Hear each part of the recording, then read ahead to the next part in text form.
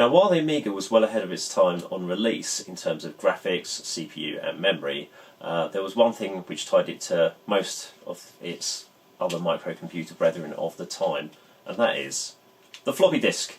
There weren't really many other options available at the time. You had games consoles which used cartridges. The earlier 8-bit machines tended to use tape. But things like CD-ROM and solid-state memory, that was science fiction at the time. Hard drives were too expensive for anything larger than a very small capacity, and so we relied on these. Why am I talking about floppy disks? Well, today we are going to discuss WHDLoad and how it can help you in your quest for Amiga perfection. Let's get on with it. So why use WHDLoad? Well, I'm going to do a little test. So here I am in front of the Amiga, quite a tight shot here. I want you to see the screen, and hopefully you can see drive activity as well. I've taken out the SD card, so it's got boot priority to load from IDE first. So with that out of there, when we switch it on, we should get the insert disk screen. So power on.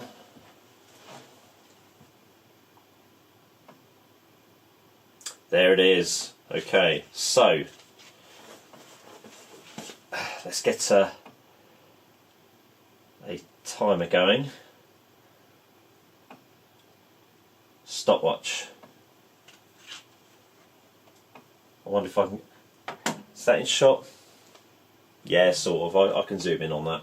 Right, so Alien Breed Special Edition 92 boot disc. Are we ready? We go.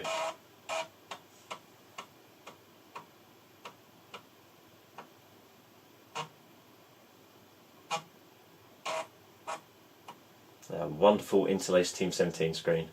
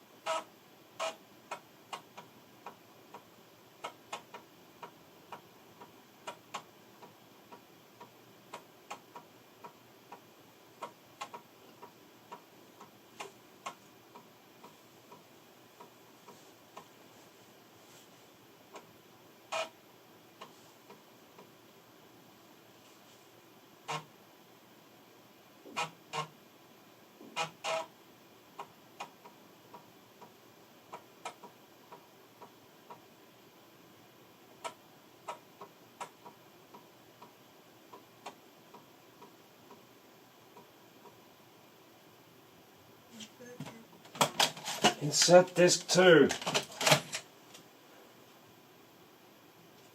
Oh, that helps, doesn't it? Right, we'll knock a second off.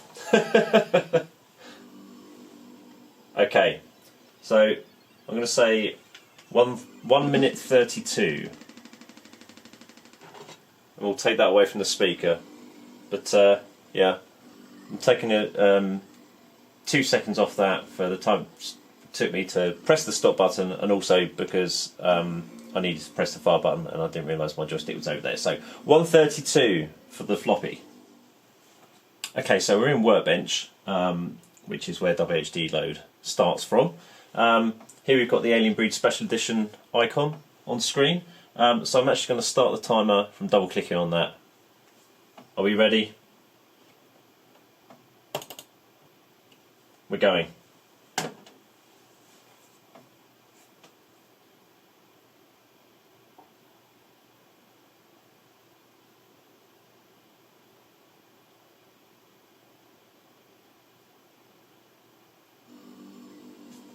"17 seconds.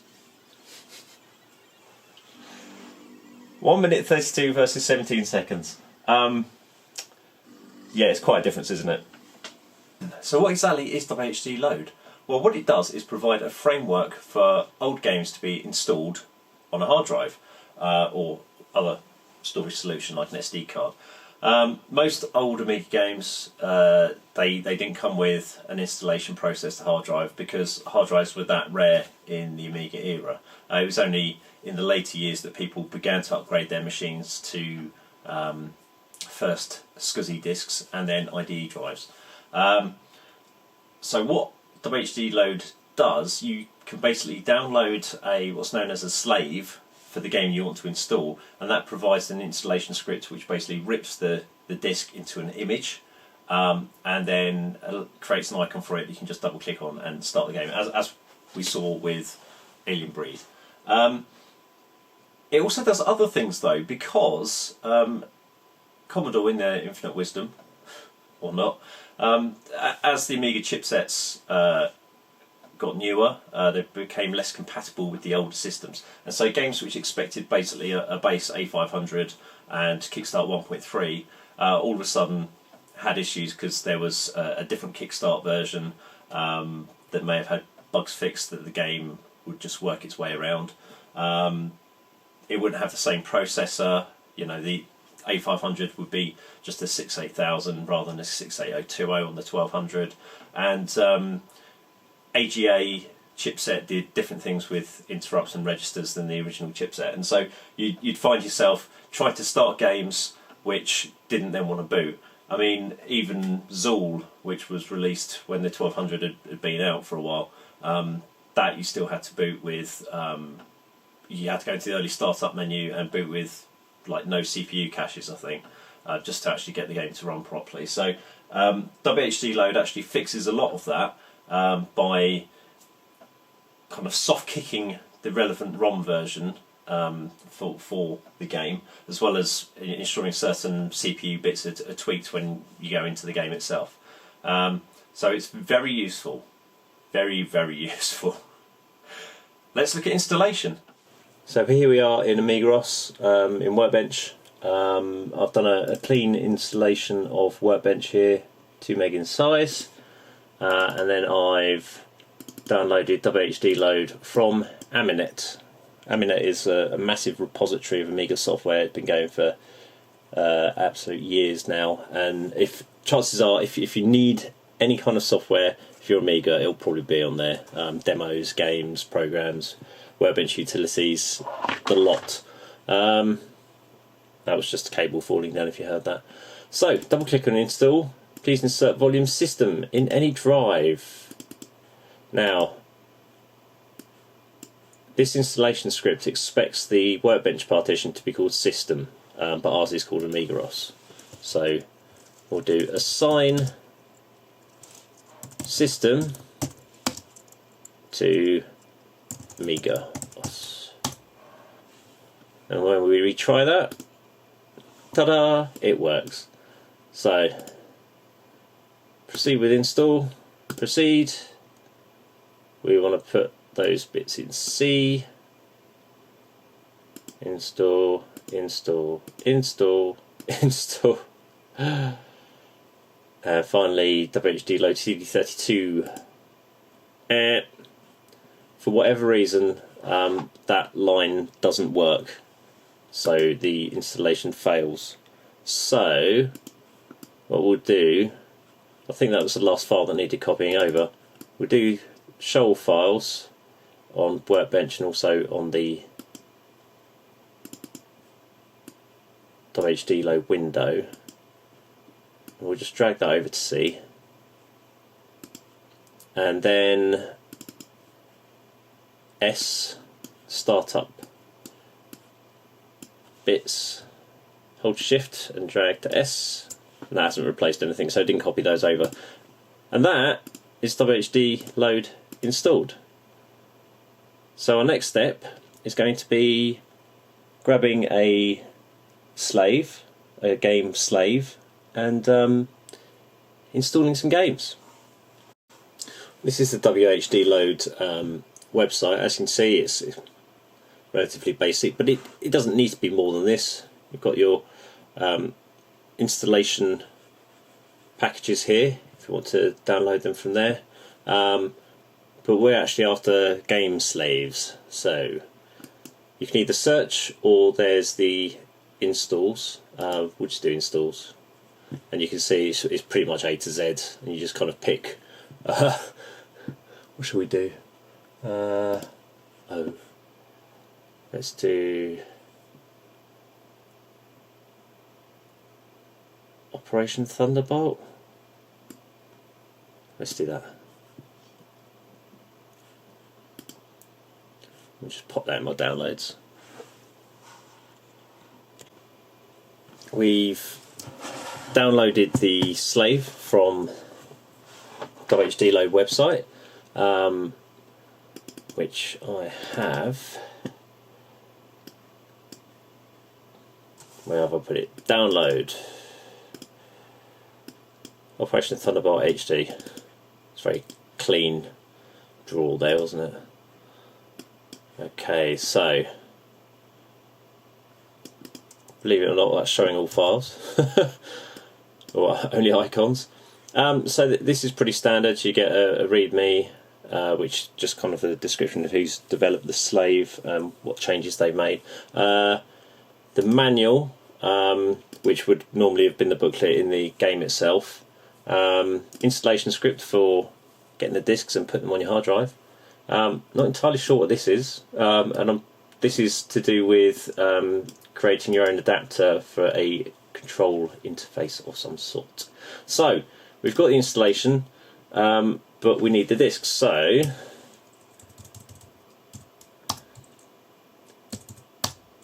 let's insert disk 1. Okay, this might not actually read them from Workbench because they're classed as NDOS, which means they're not formatted in a Workbench readable format. So let's run the installation, we'll see what happens. Okay, that's your usual careful, it's not our fault if it breaks. I don't really want to put it in there, do I? So show drives, we'll just put it in the root of this drive for now. And we'll just leave it with normal icons. Okay, so that's the installation of the actual slave itself, and now it's going to grab the ADFs as disks. Now I've actually inserted it as a disk within the emulation here, so it's going to think it's a real floppy. If I had the ADFs actually on one of the drawers instead, I could point it to the ADFs, but this is the way I've done it. So proceed. It's in DF0. Okay, let's go. You can see it reading the tracks, working its way through the fake disk. And this uses the disk image creator DIC by Bert Jan.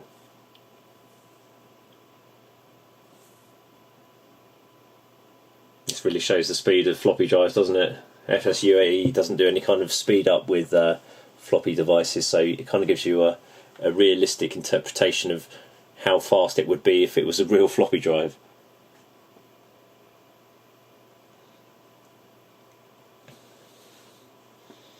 I expect if you did the ADF file itself, it'll be okay. Right.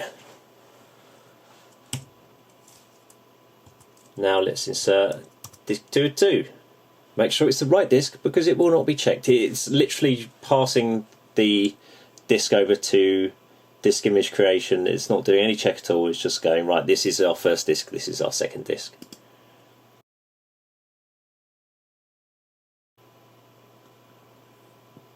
Okay, so that's both disks. Installation complete. Sorry, let's clear that up. There it is. We've got a wonderful manual showing only icons, but it's still got that file over there. So in effect, I double click this. And there you go. You get this interface come up on most games. Some of them give you options such as trainers and enabling certain interfaces and whatnot. Others will just throw you straight in there. I didn't quite see what the exit key was though, so I'm going to hazard a guess that it was F10, but it's either that or print screen usually. Oh no! I haven't got the sound on here either, so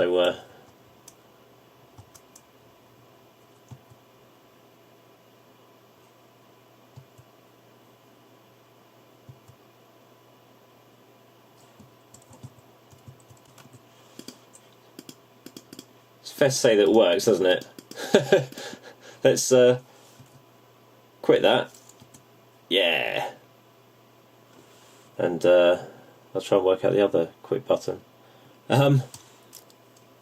Yeah, that's how you install from floppy disks, or in this case from FSUAE and inserted ADFs. So that's how you install WHDLoad. There is another small piece as well that you'll require.